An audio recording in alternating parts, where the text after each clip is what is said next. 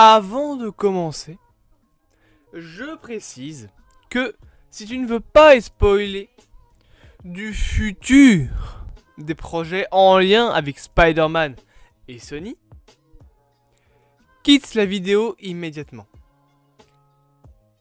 Tu risqueras bien évidemment d'être spoilé. Bref, si tu restes, c'est que tu acceptes d'entendre les quelques infos et possibles théories que je vais t'avancer. Bien. Commençons par une simple question. Avoir une possibilité concernant une possible actrice dans un possible rôle d'un possible personnage du Spider-Verse, ça vous dit? Eh bien, c'est ce qui pourrait arriver.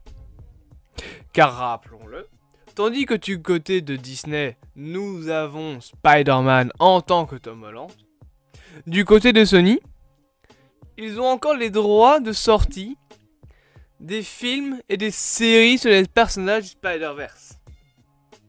Actuellement, du côté de Sony, nous avons Venom 1 et 2 qui sont déjà sortis, Venom 3 qui a déjà commencé à être produit, j'ai fait un post sur Twitter, les films Spider-Man Into the Spider-Verse, Across the Spider-Verse partie 1 et Across the Spider-Verse partie 2, Morbius qui s'est encore fait reporter au mois de mai.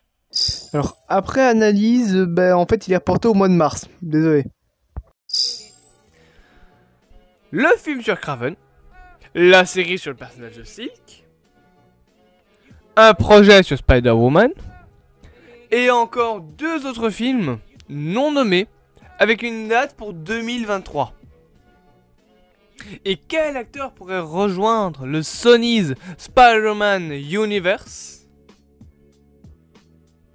Anna Taylor-Joy, en tant que Felicia Hardy, Black Cat.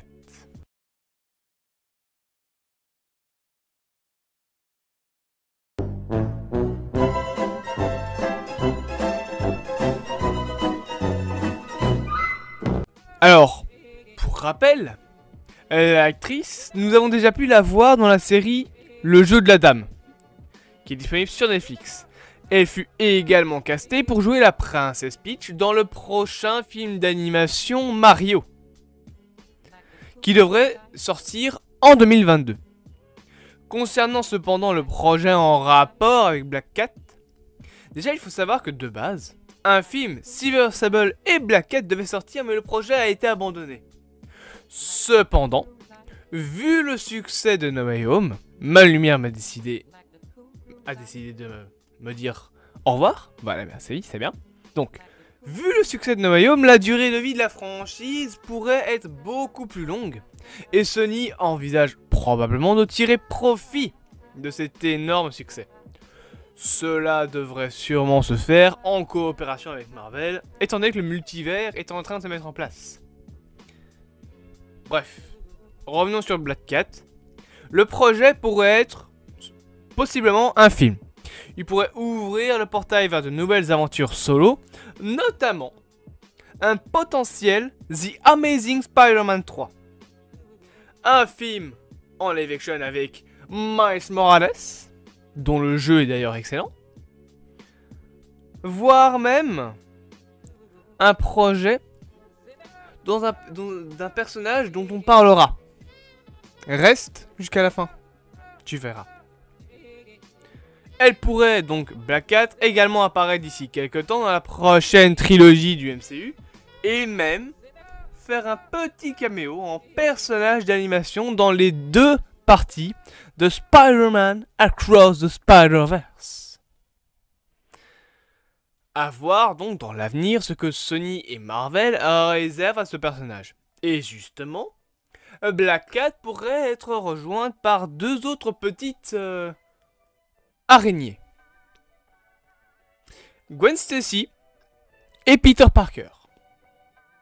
Et là, on rentre dans le côté un peu plus théorie de la vidéo, parce que jusque-là, j'ai des sources qui avancent ce que je dis. Là, on va rentrer dans un côté théorie. Donc, tout simplement, il serait possible que ces deux personnages, à savoir Gwen Stacy et Peter, soient respectivement joués par Emma Watson et Andrew Garfield dans les anciens films en live action, pourraient revenir. Alors, pour Emma Watson en tant que Spider-Gwen, c'est encore un peu flou, mais elle pourrait revenir.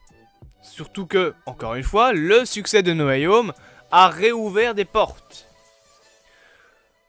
Et cela pourrait probablement aboutir à de nouveaux projets, surtout en plus parce que le multivers est en train de se mettre en place. Restons objectifs. Cependant, concernant Andrew Garfield, il a avoué, lors d'une interview qu'il a accordée aux médias Variety, média que perso je connais pas, qu'il était partant pour rejouer le personnage de Peter Parker dans The Amazing Spider-Man 3. Si jamais ce film sort, ce serait une folie. Cependant, il a tout de même mis une condition à son retour dans The Amazing Spider-Man 3 s'il existerait, à savoir que le scénario doit lui plaire. Ce qui, quand on y réfléchit, est la condition d'à peu près tous les acteurs. Étant donné que si le scénario ne te plaît pas, tu vas pas accepter un film.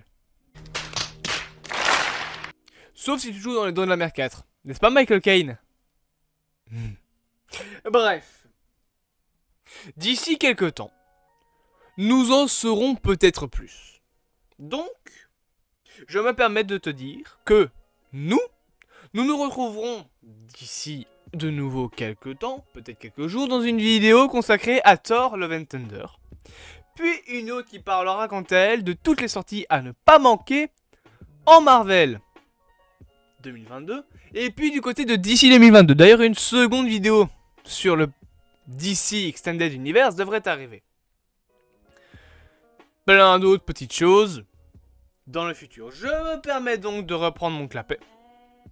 De vous demander de lui trouver un nom, parce que ça va faire une vingtaine de vidéos qui me suit.